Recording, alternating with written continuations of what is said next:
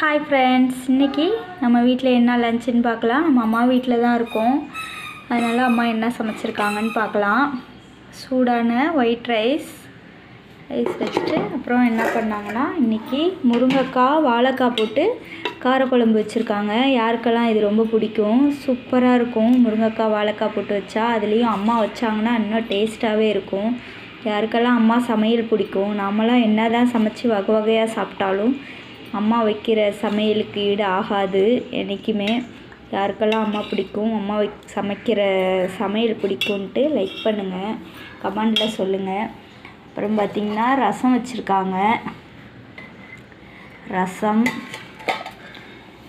ஒரு காரக்குழம்புக்கு சூப்பரான காம்பினேஷன். மாம்பழம், அப்பளம்.